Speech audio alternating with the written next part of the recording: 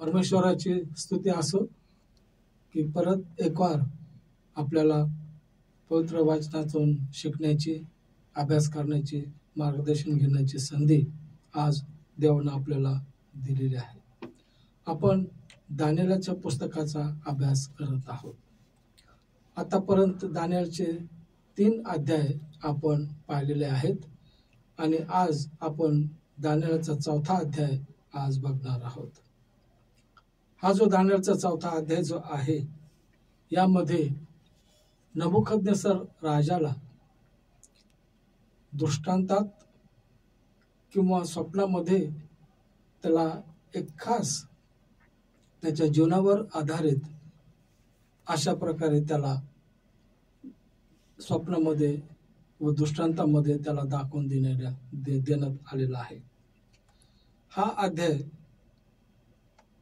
अशासाठी आपण पाहतो की या अध्यायामध्ये खरं पाहिलं असता दानिएल आणि स्वतः देव नबुकदनेस्सर राजाला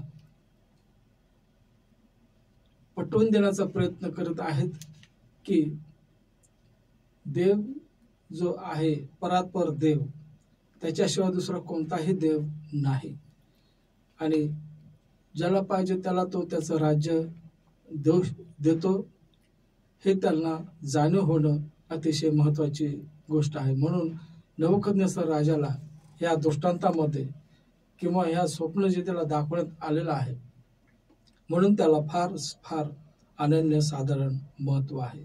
एवढंच नाही तर या अध्यायामुळे आपण पाहतो की राजाचा पालट झालेला आहे.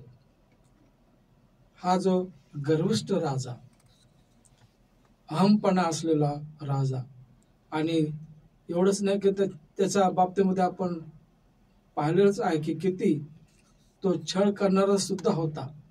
तसेच अतिशय स्वतःला उंच असा समजणारा हा राजा होता. परंतु देव कशा प्रकारे त्याच्या बाबतीमध्ये की त्याचा पालट व्हावा म्हणून स्वतः देव प्रयत्न करीत होता. त्यासोबत दानिएल सुद्धा प्रयत्न करत होता की ह्या राजाचा पालट व्हावा. हा जो अध्याय 4था अध्याय तुम्ही याचं वाचन करा, तुमच्या पुढे तो उघडून ठेवा आणि चांगल्या प्रकारे तुम्ही वाचन करा आणि समजून घ्या. या अध्यायामध्ये राजाला एक मोठी समज त्याला मिळावी त्याकरता हा दृष्टांत किंवा हे स्वप्न त्याला दाखवल्या गेलेलं आहे. त्याचप्रमाणे काही वचने याच्यामध्ये अतिशय मोलाच्या आपल्याला दिसून येतील. ते आपण काही वचनं वाचू ह्या अध्यायातले. हा जो राजा नबुकदनेस्सर राजा ज्या वेळेस एवढा तो क्रूर असताना, एवढा तो गर्विष्ठ असताना, अहमपणा त्याच्यामध्ये असताना देखील तो देवाच्या बाबतीमध्ये काय म्हणतो ते आपण वचन वाचूया. दानिएलचा 4था अध्याय आपण 2 आणि 3 ही वचनं वाचूया. परात्पर देवाने जी चिन्हे व जे अद्भुत चमत्कार माझ्या संबंधाने दाखविले आहेत ते विदित करावेत हे मला बरे वाटले आहे. बघा, या ठिकाणी स्वतः तो काय म्हणतो की परमेश्वराने जे चिन्हे व अद्भुत चमत्कार या संबंधाने दाखवले आहेत ते मी विदित करावे हे मला बरे वाटले. म्हणजे त्याला स्वतःला वाटलं की हे मी विदित करावं आणि म्हणूनच त्यानं हा दृष्टांत, हे जे स्वप्न आहे ते त्यानं इथं दानिएलला त्यानं सांगितलेलं आहे. 3रं वचन पण महत्वाचं आहे. त्याची चिन्हे किती थोर, त्याच्या अद्भुत चमत्कारांचा प्रभाव केवढा. त्याचे राज्य सर्व कालाचे आहे व त्याचे प्रभुत्व पिढ्यानपिढ्या राहणारे आहे. एक्झॅक्टली. पहा, तो काय म्हणतो की त्याचे चिन्ह किती थोर, त्याच्या अद्भुत चमत्कारांचा प्रभाव केवढा, त्याचे राज्य सर्वकालचे आहे व त्याचे प्रभुत्व पिढ्यानपिढ्या राहणारे आहे. हे तो स्वतः कबूल करीत आहे. म्हणजे त्याला पटलं की परात्पर जो देव आहे तो किती महान देव आहे आणि किती प्रभावशाली तो देव आहे हे त्याला ते समजलेलं आहे. तेव्हा अशा प्रकारे हा जो अध्याय आहे यामध्ये ज्यावेळेस तो दानिएलाला सांगतो की मला काय स्वप्न पडलेलं आहे आणि त्याचा अर्थ काय आहे तो विचारतो, त्यावेळेस दानिएलाने त्याला त्याचा अर्थ सांगितलेला आहे. अर्थात हा जो दृष्टांत त्याला दाखवण्यात आला, हे जे स्वप्न त्याला पडलं त्याच्या जीवनावर आधारित होतं आणि अतिशय कटू अनुभवाचं हे स्वप्न त्याला दाखवण्यात आलेलं होतं. त्याच्या बाबतीमध्ये आहे कशा प्रकारे त्याला रानामध्ये जावं लागेल, तिथं जाऊन गवत खावं लागेल आणि पशूंमध्ये त्याला जाऊन राहावं लागेल. अशा प्रकारे त्याचं जीवन यामध्ये दाखवलेलं आहे. सुरुवातीला आपण पाहतो की तो किती महान आणि किती मोठा असा राजा आहे की सर्व जग त्याच्या हाताखाली आहे आणि सर्व जगाचा तो राजा आहे. आपण पाहिलं की जे राज्य होते, बाबेलोन, मेदी पारशी, ग्रीस आणि रोम, हे जागतिक राज्य होते. हे जागतिक राज्य यांचे जे राजे होते त्यांचं राज्य जगावर होतं. अशा प्रकारचे हे 4 राज्य होते आणि त्यातल्या त्यात बाबेल हे जे राष्ट्र होतं, बाबेल जी नगरी होती ती अतिशय उच्च मानल्या गेलेली होती आणि त्याचा हा नबुकदनेस्सर राजा म्हटल्यावर त्याला अतिशय गर्व आणि अहमपणा त्याच्या अंगी होता. म्हणून आणि त्याला वाटत होतं की माझंच जे राष्ट्र आहे, माझा जो देश आहे, नगरी आहे, ती पिढ्यानपिढ्या टिकेल, ती सर्व काळ राहील. अशा प्रकारे त्याचे तो भ्रम होता. म्हणून त्याला देवानं त्याला स्वप्नामध्ये किंवा दृष्टांतामध्ये त्याला हे दाखवून दिलं की तसं होऊ शकत नाही आणि त्याचा अहमपणा, त्याचा गर्वपणा त्याला दाखवून द्यायचा होता देवाला की कशा प्रकारे त्यामुळे त्याचा नाश होऊ शकतो. तेव्हा हा जो अध्याय आहे अतिशय महत्वाचा अध्याय या आपण पाहू शकतो. 18वं वचन आपण वाचू.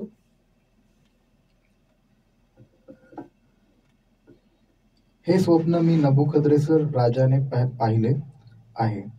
तर आता हे बेलशस्सरा ह्याच्या अर्थाचा उलगडा कर, कारण माझ्या राज्यातील सर्व ज्ञानी पुरुषांना याचा अर्थ मला सांगता आला नाही, पण तुला सांगता येईल, कारण पवित्र देवाचा आत्मा तुझ्या ठायी आहे.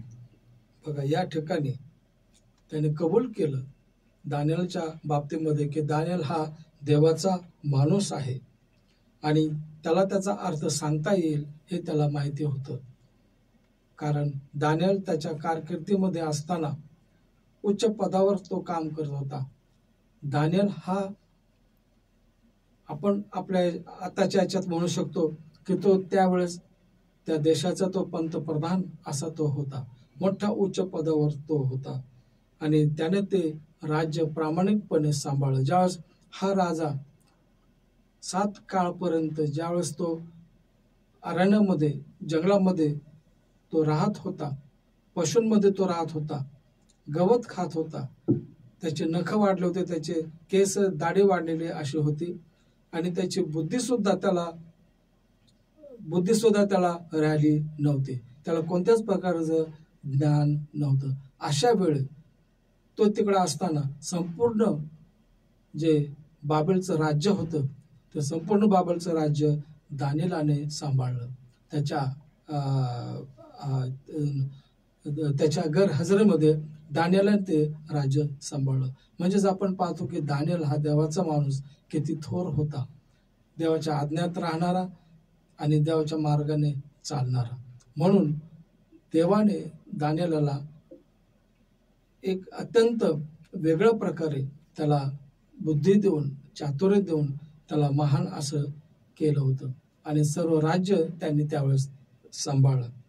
आता ज्यावेळेस तो म्हणतो की तुला याचा अर्थ सांगता येईल आणि त्याचा अर्थ तू मला सांग, कारण माझ्याकडे जे लोक आहेत त्यांना हा अर्थ सांगता येत नाही. माझ्याकडे सुद्धा ज्ञानी लोक आहेत, त्या ज्ञानी पुरुषांना काही सांगता येणार नाही, पण तो स्पष्ट काय कबूल करतो, पण तुला सांगता येईल याचं कारण पवित्र देवाचा आत्मा तुझ्या ठाई आहे.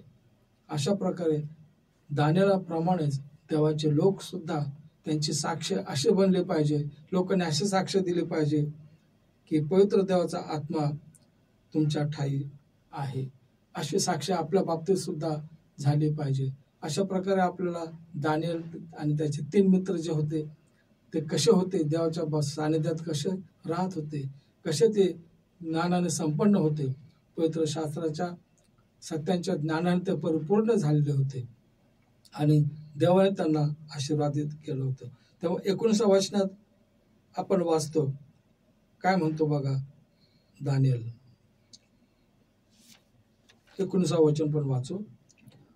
मग बेल्टेशस्सर हे नाव दिलेला दानिएल क्षणभर बुचकळ्यात पडला व विचारांनी त्याचे मन व्यग्र झाले. तेव्हा राजा त्याला म्हणाला, बेल्टेशस्सरा, ह्या स्वप्नांसंबंधाने व त्या अर्थ संबंधाने तू घाबरू नकोस. तेव्हा बेल्टेशस्सराने म्हटले, माझे स्वामी, हे स्वप्न आपल्या द्वेष्ट्यासांना व त्याचा अर्थ आपल्या वैऱ्यांना लागू पडतो. अशा प्रकारे ज्यावेळेस दानिएल त्याला बोलला, तो जरा ज्यावेळेस त्याने ऐकलं ते स्वप्न, तर दानिएल थोडा बुचकळ्यात पडला असं म्हटलं गेलेलं आहे आणि त्याचं मन अतिशय व्यग्र झालं, दुःख वाटलं त्याला, कारण हा दृष्टांत नबुकदनेस्सर राजाच्या विषयीचा, त्याच्या जीवनाबद्दलचा होता. म्हणून तेव्हा तो म्हणाला, राजा त्याला म्हणाला की हे बेल्शस्सरा, या स्वप्ना संबंधाने व त्याच्या अर्थ संबंधाने तू घाबरू नकोस. जे काही खरं असेल, जे काय सत्य यामध्ये असेल, जो काय अर्थ असेल, तो मला तू स्पष्टपणे सांग.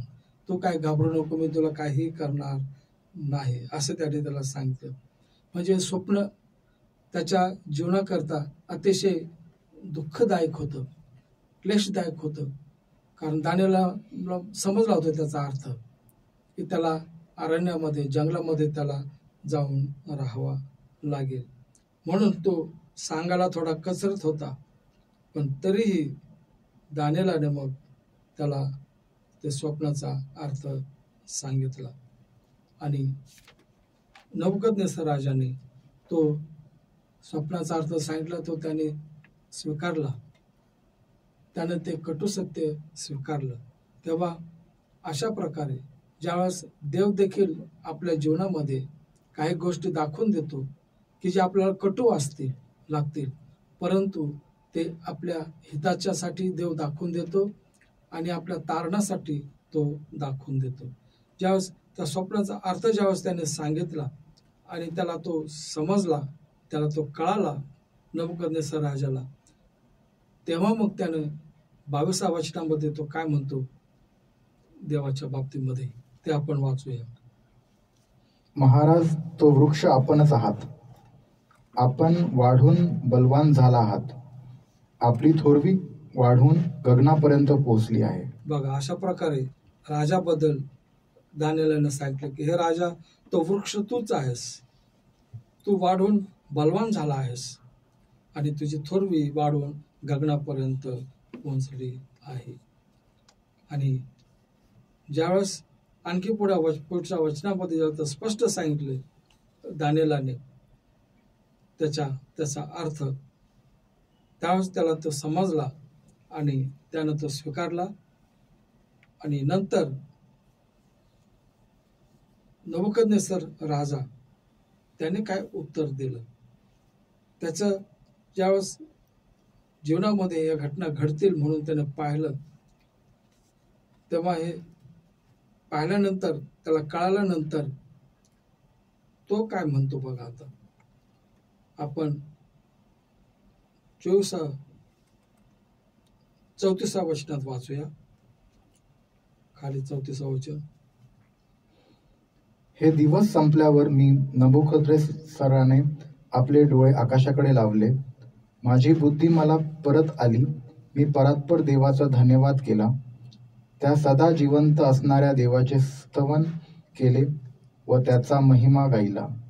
कारण त्याचे प्रभुत्व सर्व काळचे आहे आणि त्याचे राज्य पिढ्यानपिढ्या राहणारे आहे. बघा, ही फार मोठी साक्ष ह्या राजाची झालेली आहे.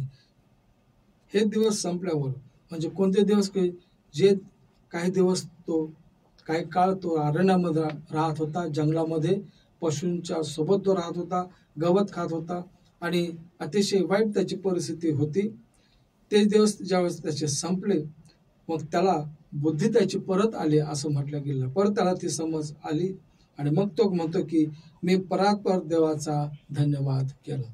बघा, हा राजा की जो राजा की ज्याच्यामध्ये अहमपणा होता, गर्व होता, की जसं काय सर्व जगाचं मी राजा आहे, अधिपती आहे, माझ्याशिवाय दुसरा कोणी नाही.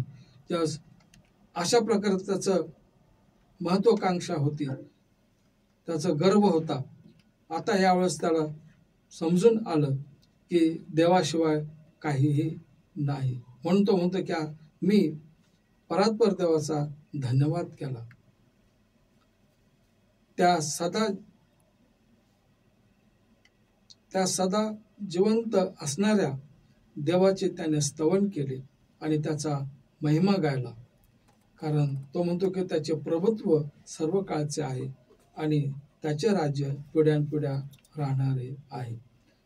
तसेच 36 वचन सुद्धा अतिशय सुंदर आहे, ते वाचूया. त्याच वेळी माझी बुद्धी मला परत आली. माझ्या राजाच्या वैभवास्तव माझा प्रताप व तेज हे मला पुन्हा प्राप्त झाली. माझे मंत्री व माझे सरदार माझ्या भेटीस आले.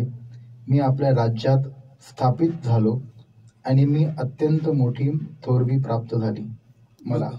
बघा, परत त्याला त्याचं राज्य त्याला परत मिळालं असं म्हटलं जाते आणि परत जी थोरवी त्याची होती त्याला परत ती थोरवी प्राप्त झाली. अशा प्रकारे हा जो अध्याय आहे, या अध्यायाद्वारे आपण पाहतो की नबुकद्नेसर राजाचा पालट झालेला आहे. हा बाबेलचा राजा नबुकद्नेसराचा इथं पालट होतो आपण पाहतो. आणि पालटा संबंधीचे सर्वात सुंदर असलेल्या प्रकरणापैकी हे एक प्रकरण आहे की अनेकांचा पालट होताना आपण पाहिलेला आहे. आपण पाहिलं की शाऊलाचा पालट कसा झाला, शाऊलाचा पौल तो कसा झाला, हे सुद्धा आपण पाहिलं आहे. पण ह्या सर्वांपेक्षा जेवढे आपण पाहिलेले आहेत ज्यांचे पालट झालेले असतील, त्या सर्वांपेक्षा हा सर्वात सुंदर असलेला हे प्रकरण आहे. अतिशय सुंदर आहे. काही आपण 4 मुद्दे याच्यातून पाहू शकतो की पहिला मुद्दा, पातकाचा शोधात प्रथम देव पाऊल टाकतो. प्रथम तो पाऊल उचलतो पापाला शोधण्याकरिता आणि चिकाटीनं पापाचा शोध करीत राहतो. हरवलेल्या मेंढराचा शोध देवी मेंढपाळ करतो. लूक याचा 15वा अध्याय 3 ते 6 या वचनामध्ये आपण वाचतो की खरोखर कसा देव पातकांचा शोध प्रथम करतो. तो प्रथम पाऊल उचलतो पातक्याकरता आणि चिकाटीनं त्याचा तो शोध करीत राहतो. हरवलेला मेंढराचा इथं आपण दाखला पाहू शकतो. लूक याचा 15वा अध्याय 2 ते 6 वाचा, ज्याला सापडलं त्याने. तेव्हा परुषी व शास्त्रीही अशी कुरकुर करू लागले की हा पाप्यांना जवळ करून त्याच्याबरोबर जेवतो. मग त्याने त्यांना हा दाखला सांगितला, तुमच्यामध्ये असा कोण मनुष्य आहे की त्याजवळ 100 मेंढरे असता त्यातून एक हरवले तर 99 रानात सोडून देऊन ते हरवलेले सापडेपर्यंत तो त्याचा शोध करत नाही. ते सापडल्यावर तो ते आनंदाने खांद्यावर घेतो आणि घरी येऊन मित्रांना व शेजाऱ्यांना एकत्र बोलवून त्यांना म्हणतो, माझे हरवलेले मेंढरू सापडले आहे, म्हणून माझ्याबरोबर आनंद करा. बघा, म्हणजे ह्या वचनात सुद्धा आपण तेच वाचतो की पातक्याचा शोध म्हणजे स्वतः देव प्रथम पाऊल उचलतो शोध करण्याकरता. इथं हरवलेल्या मेंढराच्या बाबतीत आपण पाहिलं की कसा चिकाटीने देव त्याचा शोध करत आहे की 100 मेंढरं आहेत, पण एक मेंढरू जे हरवलेलं आहे त्याच्या शोधात तो जातो, त्याला तो शोधून काढण्याचा तो प्रयत्न करतो. म्हणजे हरवलेला मेंढराचा जसा देव शोध करतो त्याच प्रकारे पातकाचा सुद्धा तो शोध करतो. दुसरा मुद्दा आपण याच्यात असं पाहतो की देवाचे चांगुलपण आपल्यामध्ये पश्चाताप उत्पन्न करते व आपला पालट घडवून आणते. रोमकरास पत्र 2 अध्याय 4 वचनात आपल्याला दिसून येईल बघा की देवाचं चांगुलपण ज्यावेळेस आपण पाहतो तेव्हा आपल्याला पश्चाताप होतो. ज्यावेळेस आपण त्याचं चांगुलपण पाहतो आणि आपल्यामध्ये पश्चाताप उत्पन्न होतो आणि पालट घडून येतो. रोमकरास पत्र 2 अध्याय 4 वचन. किंवा देवाची ममता तुला पश्चातापाकडे नेणारी आहे, हे न समजून तू त्याची ममता, क्षमा व सहनशीलता याच्या विपुलतेचा अनादर करतोस काय? बरोबर. म्हणजे इथं आपण काय स्पष्ट दिसून येतं की देवाची ममता किंवा त्याची दया किंवा त्याचं चांगुलपण ज्यावेळेस आपण पाहतो त्यावेळेस नक्कीच मग आपल्याला पालट होता, आपला पश्चाताप होतो आणि पालट होण्याकरता आपल्याला मदत होते. म्हणजे देव त्याचं चांगुलपण आपल्याला दाखवतो. आणि तिसरा मुद्दा आपण पाहतो की सर्व देवाचे मग गौरव करतात, म्हणजेच ते देवाचे समर्थन करतात. राजाच्या पालटाची तुलना उपदेशक या पुस्तकात आपण पाहू शकतो. तसंच प्रसिद्धांची कृत्य तुम्ही फक्त लिहून घ्या हे अध्याय. प्रसिद्धांची कृत्य अध्याय 9 1 ते 18, अध्याय 22 3 ते 16, अध्याय 26 9 ते 1 9 ते 18 मध्ये दिलेला आहे. आणि यामध्ये आपण पाहतो की पौलाचा कसा पालट झालेला आहे. शाऊल त्याचं नाव अगोदर होतं, पण त्याच्यानंतर पौल म्हणून त्याचं ज्यावेळेस परिवर्तन होतं, त्याचा पालट होतो, त्याचा पालट होण्याकरिता, त्याचं परिवर्तन होण्याकरता स्वतः देव त्याचा शोध घेत होता. स्वतः देव त्याच्यासाठी झटत होता. तसंच नबुकदनेस्सर राजा हा एवढा क्रूर, एवढा छळ करणारा आणि एवढा अहमपणा असणारा गर्विष्ठ राजा एवढा असताना सुद्धा देव तरी सुद्धा त्याचा पालट व्हावा म्हणून त्याच्याकरता तो झटत होता. आणि दानिएल सुद्धा त्याच्यासाठी तो प्रयत्न करतो. म्हणजे देव आणि दानिएल दोघेही त्याच्यासाठी झटत होते, त्याच्या तारणासाठी ते झटत होते. तुम्हाला ऐकलं तुम्ही तर तुम्हाला आश्चर्य वाटेल की ज्यावेळेस प्रभू येशू ख्रिस्त येईल, त्याचं राज्य तो स्थापन करेल, तर नक्कीच हा नबुकदनेस्सर राजा त्याच्या राज्यामध्ये असणार आहे. कारण त्याचा पश्चाताप त्याने केला, देवाकडे तो वळाला आणि खऱ्या अर्थाने तो त्याचं तारण आपल्याला दिसून येईल. हा अध्याय आपण इथं जो पाहिलेला आहे 4था अध्याय, हा अध्याय आपण इथं संपवतो. Praise the Lord.